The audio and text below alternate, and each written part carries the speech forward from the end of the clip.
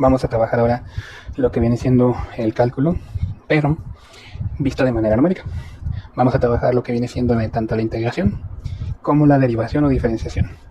Aquí el problema, o tal vez la idea que tengan, es que es lo mismo una integración analítica que una numérica, y la verdad es que no. La integración analítica nos arroja siempre dos cosas diferentes. Una puede ser una integral indefinida, que es una función, una antiderivación, una antiderivada, ¿sale? La suma de todas las derivadas, más una constante. Entonces, ahí es una función. En el segundo caso, nos puede arrojar un valor, un número ya final, que representa en su mayoría el área bajo la curva de esa función que ustedes integraron. Entonces ahí tienen dos valores, puede ser o una función o un valor, la integral. Aquí lo que pasa con los métodos numéricos es de que siempre vamos a obtener un valor, ya es aplicar una integración definida, vaya. Siempre vamos a depender de conocer los límites de integración y nos va a arrojar un valor resultante. Difícilmente vamos a obtener una función a partir de una integración numérica, porque pues no estamos aplicando el cálculo modal, estamos recurriendo a álgebra sencilla que todos podemos usar, pero para hacer algo más complicado que viene siendo el cálculo. Entonces estos métodos son utilizar conceptos matemáticos más básicos para hacer algo más complejo. Entonces el primer método que vamos a ver en la integración numérica es el método del trapecio, ¿sale? El método del trapecio consiste en simplemente definir la integral definida por i cuando es una simple aplicación o solo se va a usar una vez y requiere de dos datos nada más, y se calcula por el promedio aritmético de esos dos datos por el valor o la diferencia de el valor 2 menos el valor 1. Esta sencillita es una simple recta, ¿sale? Parece aproximada a un área bajo una recta, se ve como una recta, por eso se llama el método del trapecio, porque se forma un trapecio si sigue haciendo de manera continua. Entonces, esta ecuación sencillita solo es para dos datos. ¿Qué pasa si yo quiero aplicarla de manera constante con varias veces? Bueno, se puede, pero lo que tienen que hacer es el rango de datos que tienen B y A lo van a dividir entre segmentos más chiquitos que sean del mismo tamaño. Por ejemplo, si tenemos n más 1 puntos que sean espaciados, por ejemplo podemos tener 8 y 4, B y A. En este caso, pues simplemente si fuera un segmento sería 8 menos 4, nos queda 4 entre 2, nos queda un segmento de 4 unidades dividido entre 2, ¿sale? Entonces aquí, ahora no, va a ser ese mismo segmento, pero, bueno, esa misma diferencia dividido entre n segmentos del mismo tamaño, puede ser 10, 20, 30, entonces el h sería más pequeño en el tamaño de paso, básicamente, ¿qué tanto va a cambiar de un primer dato al segundo? Eso es lo que vale h, por eso se divide en segmentos del mismo tamaño, pueden ser 1000 si quieren, pero tienen que ser del mismo tamaño. Ahora, ustedes aquí se preguntan, si yo solo tengo dos datos, ¿de dónde saco los datos intermedios? Si empiezo con un rango h, b menos a, con solo dos datos. Bueno, para eso es el h. Si ustedes empiezan en a, por ejemplo, que a sea igual a 5 y b sea igual a 10. Si ustedes quieren, por ejemplo, n sea igual a 5, 5 segmentos, ustedes hagan la cuenta. B menos A sería 5 entre 5, nos queda un h de 1. Entonces nuestro siguiente valor, empieza aquí, sería f de x0 y f de xn, f final. Entonces cuando sea, si le sumamos a 5, le sumamos el tamaño de paso que es h, nos queda 6, 7, 8, 9 y 10. Y los segmentos aquí están, son brincos, 1, 2, 3, 4, 5 segmentos que vienen siendo 6 datos, 1, 2, 3, 4, 5, 6 datitos. Entonces se cumple lo de n más 1 datos para n segmentos, ahí se cumple. Entonces ya tenemos aquí los valores que nos faltan para meter en esta función, en esta ecuación. Claro, dependemos de conocer la función, esa siempre hay que conocerla, ¿sale? Entonces una vez que la conozcamos, nosotros metemos los datos que calculamos aquí con el tamaño de paso h para obtener el f de x1, f de x2, f de x3 y f de x4, ¿sale? Entonces eso es lo que hacemos aquí. El mismo tamaño de paso, el mismo intervalo que tenemos, 10 menos 5, lo vamos a dividir entre 2, multiplicando por el número de segmentos. ¿Cuántos fueron? Fueron 5 segmentos que elegimos. Entonces, a todo eso lo vamos a dividir al valor de la función del primer punto, que es x0, que en este caso es 5, más vamos a hacer 2 veces a multiplicar la sumatoria de los valores intermedios, que sería el 6, el 7, el 8 y el 9. Una vez que los tengamos evaluados, los sumamos y lo multiplicamos por 2. Y finalmente ponemos el valor de la función cuando vale 10 en el valor extremo. Y todo eso, haciendo esta cuenta, nos va a dar una aproximación de la integral con una mayor exactitud. Entonces, ¿es mucho mejor que una aplicación sencilla? Sí, es muchísimo mejor. Pero no se compara con la siguiente regla que vamos a ver, que son las reglas de Simpson. Esta se empieza con la aplicación sencilla. Se requieren 3 datos. Van a ser entonces 2 segmentos del mismo tamaño. Esta es la regla de Simpson 1/3. ¿Sale?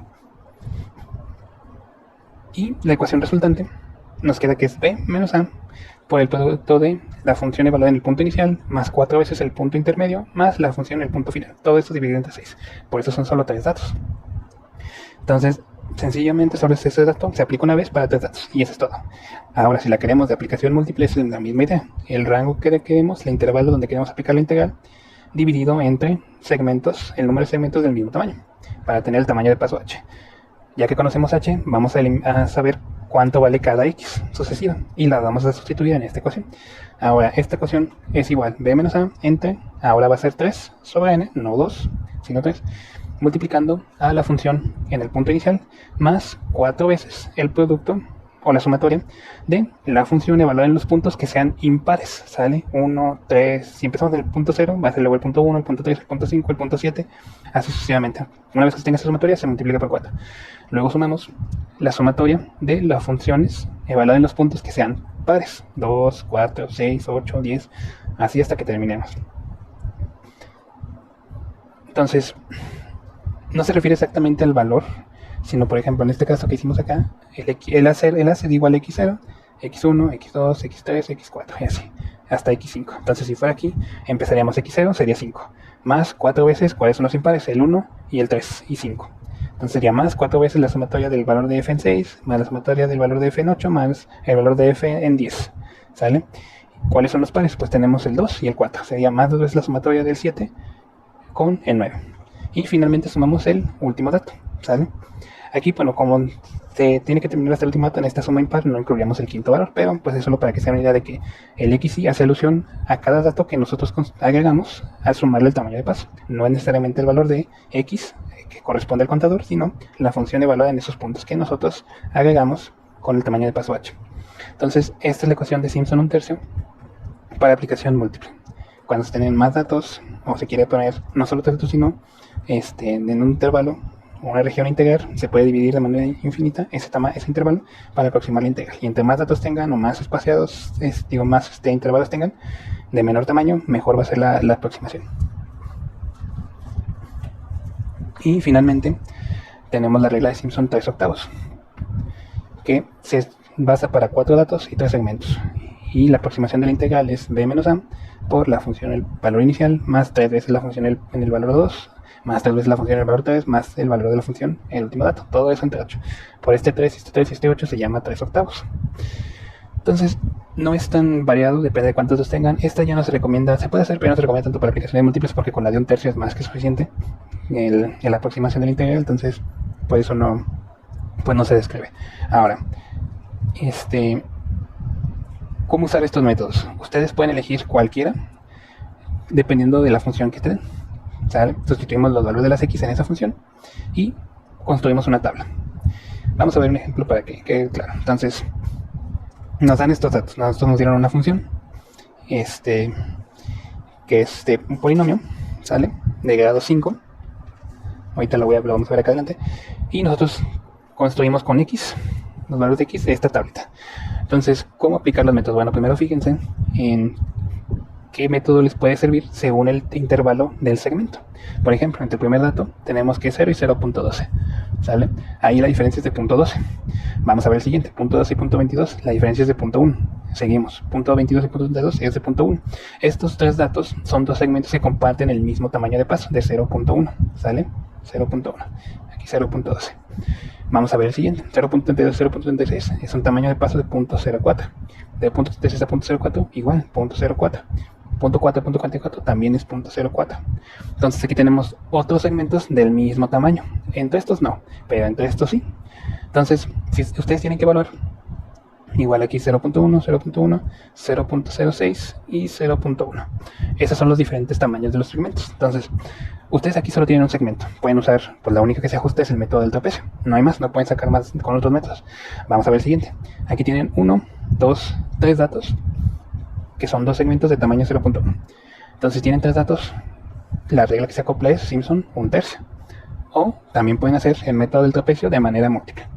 Pero la que mejor se ajusta es la de Simpson. Por el tamaño de paso 0.1, para no dividirlo más, con la de Simpson 1/3 es un buen ajuste. Después tenemos este punto 32 y punto 36. Aquí vemos que son 1, 2, 3. 3 segmentos, entonces son 4 datos. 1, 2, 3, 4. ¿Y qué regla acabamos de ver que ocupa 4 datos? La de Simpson 3/8. Entonces, para estos datos vamos a usar Simpson 3/8. Y luego tenemos otros segmentos que son 2 segmentos de punto 1. Son 1, 2, 3 datos. Otra vez Simpson 1/3. Aquí tenemos solo un segmento trapecio y finalmente un medio segmento, otra vez el método del trapecio. Entonces, ya que ordenaron así sus datos y ya definieron qué método se ajusta mejor a cada segmento, pues ahora sí queda aplicar las ecuaciones. Primero es el método del trapecio, el dato 2 menos el dato 1 por la función del dato 2 más la función del dato 1 sobre 2. Luego sigue Simpson 1/3, el dato final, que es 0.32, menos el dato inicial, que es 0.12, por el valor del dato inicial, más 4 veces el dato intermedio, más el valor del dato, el del tercer dato, bueno, el dato 4 en este caso, pero el del tercer dato del método de Simpson, todo eso dividido entre 6. Luego seguimos Simpson 3/8, el dato mayor, 0.44 menos 0.32, entre 8 por el dato de el primero, que es 1.74, más 3 veces el segundo dato, más 3 veces el tercer dato, más el dato cuarto. Y seguimos, luego sigue el método de Simpson 1/3, el dato mayor, 0.64 menos el dato inicial, 0.44 sobre 6, por el valor de la función en el primer dato, más 4 veces el valor de la función en el segundo dato, más el valor de la función en el tercer dato. Y vamos a concluir con dos métodos del trapecio. 0.7 menos 0.64 sobre 2, más el promedio de 2.63 y 3.18 sobre eso, ahí está bien todos. Y finalmente, en el último dato, 0.8 más menos 0.7 sobre 2 por 2.23 y 2.36. Haciendo toda esta suma, que es pura álgebra sencillita, nos sale un valor de 1.6036. Entonces dicen, pues es muy sencillo, ¿qué tan bueno fue el ajuste? Vamos a verificarlo. La ecuación que nos dieron para hacer esas funciones en esta tabla fue este polinomio de grado 5. Si bien integrar polinomios es muy sencillo, solo sirve para ejemplo, para ilustrar qué tan bueno es el ajuste. Entonces, si ustedes este polinomio lo integran, les queda esta función. Y el rango que trabajamos fue de 0 a 0.8. Ya estaba dividido en 3 segmentos, por eso usamos diferentes métodos. Entonces, si hacen la integral, les queda un valor de 1.64. Si hacemos el error verdadero, la aproximación del error, nos queda que tuvimos un error de 2.25%, que es muy poquito, la verdad. Para no recurrir al cálculo y hacer por álgebra, la aproximación es bastante buena. De nuevo, esto es solo cuando no vamos a tener siempre un polinomio sencillito de integrar. Podemos tener integrales que involucran raíces cuadradas, con trigonometría, con exponenciales, que no se ajustan a los métodos de resolución que conocemos de manera analítica, o simplemente ecuaciones que no se pueden resolver de manera analítica. Con el cálculo se puede aproximar con estos métodos. Entonces, así se usa o se trabaja lo que es la integración.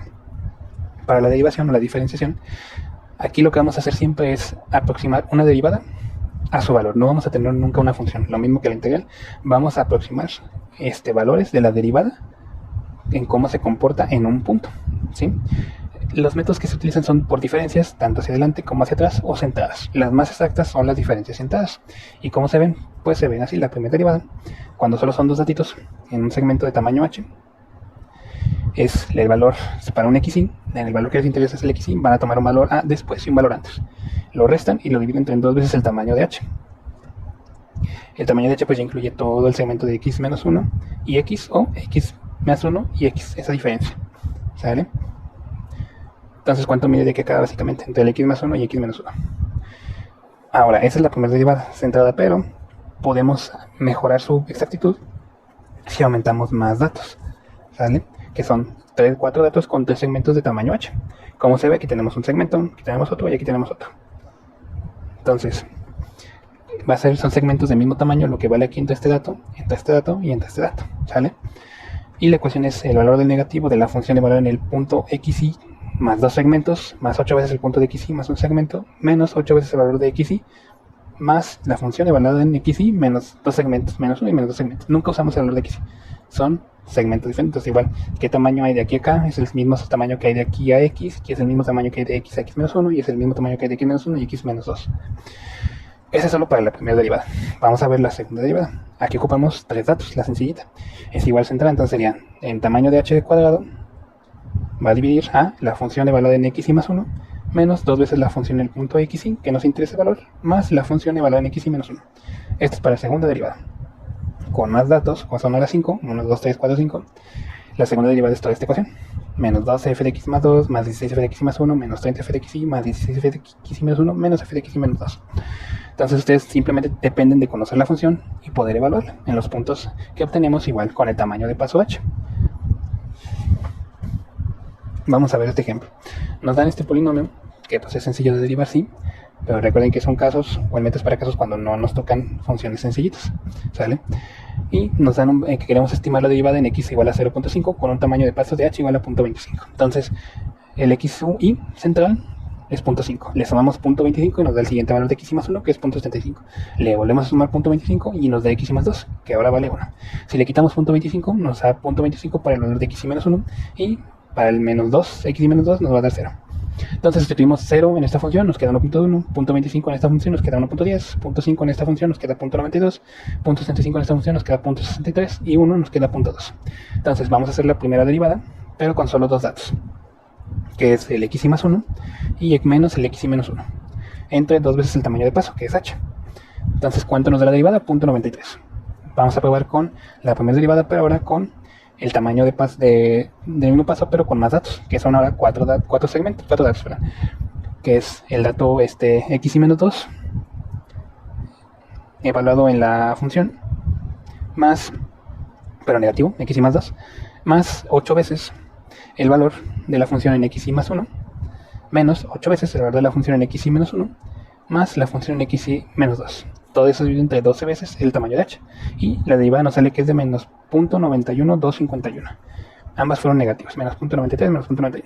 Ahora vamos a hacer la derivación que conocemos, analítica, y la evaluamos en 0.5. Al hacerlo, nos queda que la derivada analítica es menos 0.9125. Entonces, como ven, la aproximación de derivada que más se acercó fue cuando usamos la centrada de mayor datos, que son 4 datos. Entonces sí les recomiendo que siempre usen esta expresión, que es sencilla, nada más son los datos extremos, menos el dato extremo, más 8 veces el dato más 1, menos 8 veces el dato menos 1, más el dato menos 2, evaluar la función, sobre 12 veces el tamaño de paso. Si la quieren más rápida, pues está el x más 1 y x menos 1, entre 2 veces el tamaño de paso. Y como ven, pues es muy buena la aproximación. Cuando la función sea muy complicada, pues con este método ya no va a ser más complicado. Y vamos a concluir pues con lo que es las derivaciones parciales. Vamos a hacer incrementos para cada variable. Por ejemplo, tenemos una función que depende tanto de x como y, y por este método de aproximación es el mismo de acá. Vamos a usar ya sabemos que la derivada de x va a ser la función x más el tamaño de x, que es lo mismo que tenemos x más el tamaño de paso, menos, obviamente con la componente en y que no nos cambia nada, menos la función en el punto de interés menos el tamaño de paso, con la componente de y entre 2 veces el tamaño de paso. Esta es lo mismo que aquí, pero incluyendo la variable y porque ya son dos variables. Lo mismo con y, x, pero ahora vamos a variar la variable y con un tamaño de paso, menos la función con x con un tamaño de y, menos el tamaño de paso, sobre 2 veces el tamaño de y. Esa es la primera derivada para x y y. Es lo mismito que acá, sin ningún problema. ¿Qué pasa ahora si queremos volver a derivar? Ahora la iteración, la derivada parcial iterada. Tendremos que derivar esta o esta respecto a x o y. Esta respecto a x y esta respecto a y. ¿Y esto cómo se ve? Pues va a ser la derivada de la función y que tenemos aquí, menos la derivada de la función que tenemos otra vez aquí en y, pero vamos a usar los tamaños de paso, vamos a variarlo en x, porque estamos derivando respecto a x, la variable de y, la que derivamos respecto a y, menos la función que tenemos aquí con el tamaño de paso de x, menos el delta x, sobre 2 veces el tamaño de delta x. Aunque derivamos respecto a d, aplicamos esto misma estructura, pero a la primera derivada que ya tuvimos aquí, ¿sale? Entonces, ¿cómo se ve eso ya desarrollado? Pues va a ser la función por x más delta x, coma, evaluada en y más delta y, menos la función en x más delta x, también evaluada en y menos delta y. Esa diferencia vamos a restarle la función evaluada en x menos delta x, coma, y más delta y le sumamos f, x menos delta x, también evaluado en y menos delta y. Todo eso dividido entre 4 veces delta x, delta y. Entonces, para estos casos, jugamos un tamaño de paso para x, un tamaño de paso para y, construir los valores de x y y que corresponden a esos valores, que nada más en este caso pues serían dos, el x más delta x menos delta x, y más delta y menos delta y. Y con eso pues ya tienen una aproximación de la derivada parcial iterada, que es pues relativamente sencillo, ya vimos que son buenos ajustes. Entonces, hasta aquí llega el contenido de métodos numéricos. Recuerden que simplemente lo que estamos haciendo es aplicar conocimientos de álgebra lineal para reemplazar la complejidad o la dificultad que pueda aparecer cuando trabajamos lo que son problemas de más avanzaditos, de matemáticas un poquito más complejas, o en el caso de que cuando conozcamos de estas matemáticas pero que no se pueden o no, simplemente las soluciones no existen de manera analítica, se recurre a los métodos numéricos. Es aplicar a conceptos más básicos y sencillos para resolver conceptos o problemas más complejos utilizando pues herramientas más sencillitas. Que cómo se compensa pues ese poder, ¿no? De no recurrir a algo tan complejo, se compensa con el tiempo y con el número de cuentas que hay que hacer unas por otras, ¿no? Entonces hasta aquí.